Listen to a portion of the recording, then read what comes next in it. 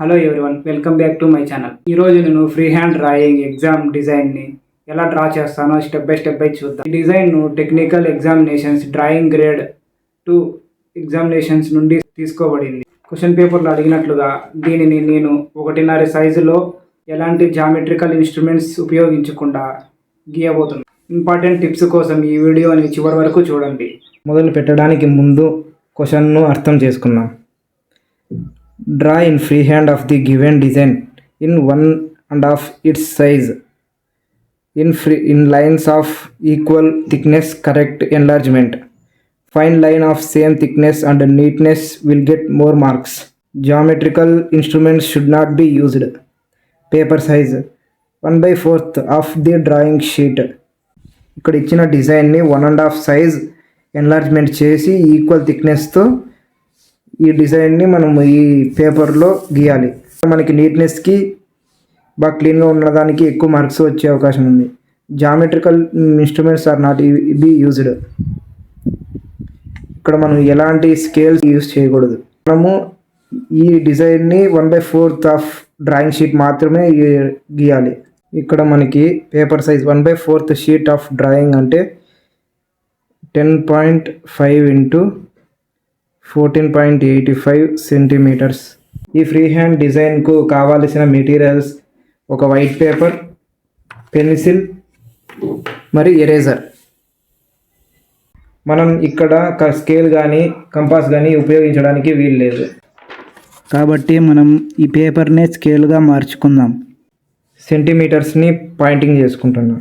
ముందుగా మనం పెన్సిల్తో vertical and horizontal lines గీసుకుందాం.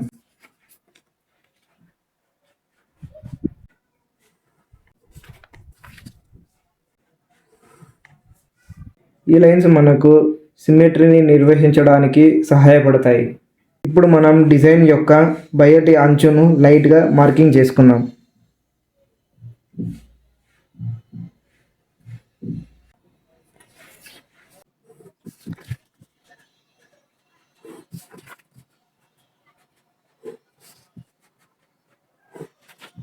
ఇలా డిజైన్కి బౌండరీ గీసుకోవాలి. ఇప్పుడు మనం పైన భాగం కింద భాగానికి ఒక లైన్స్ డివైడ్ చేసుకోవాలి. అలాగే ఇటు సైడ్ అటు సైడ్ లైన్స్కి డివైడ్ చేసుకోవాలి.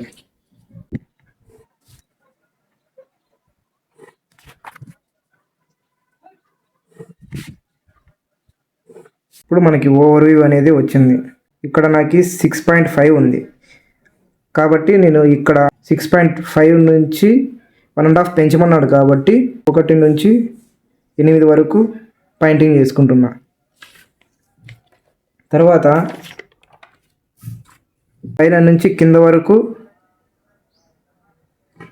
8.5 సెంటీమీటర్స్ ఉంది కాబట్టి 1.5 పెంచుకోవాలి కాబట్టి 8.5కి 1.5 యాడ్ చేస్తే 10 సెంటీమీటర్స్. ఇక్కడ పైన నుంచి కింద వరకు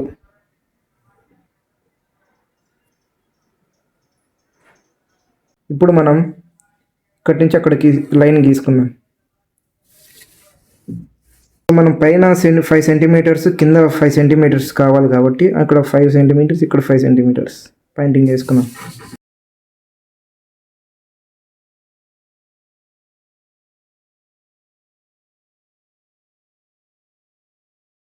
ఇక్కడ మనకి క్వశ్చన్ పేపర్లో 2 సెంటీమీటర్స్ డిస్టెన్స్లో మనకి పైన భాగం లైన్ ఉంది కాబట్టి నేను అంచనా ప్రకారం 2.3 కానీ 2 కానీ పెట్టుకుంటున్నాను.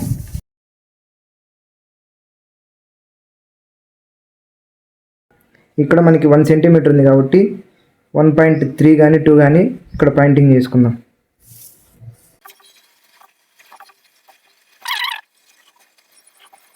ఇప్పుడు నేను మెయిన్ అవుటర్ షేప్ గీస్తున్నా. ఈ అవుటర్ షేప్ అంటే పైన ఉన్న భాగం కింద ఉన్న భాగం ముందుగా గీద్దాం.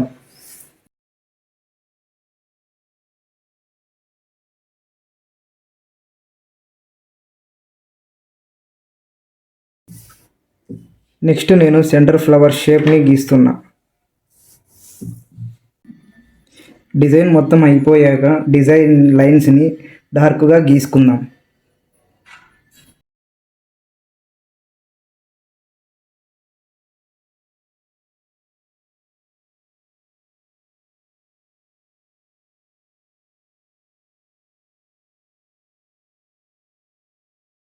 ఇప్పుడు మనం ఎక్స్ట్రాగా గీసిన లైన్స్ అన్నీ ఎరేజ్ చేయాలి.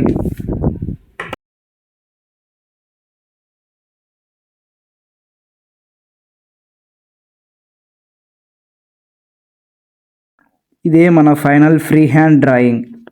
ఇక్కడ మనకు టిప్స్ ఏమంటే, ముందుగా పెన్సిల్తో లైట్గా గీసుకోవాలి, ఎక్కువ ప్రెస్ చేయకుండా నీట్గా గీసుకోవాలి. నీట్నెస్కి ఎక్కువ మార్క్స్ వస్తాయి. ఎగ్జామ్కి ముందు కనీసం 2 సార్లైనా ప్రాక్టీస్ చేయండి. మీకు ఈ వీడియో ఉపయోగపడినట్లయితే ప్లీజ్ లైక్, మీ ఫ్రెండ్స్కి షేర్ చేయండి and subscribe to my channel.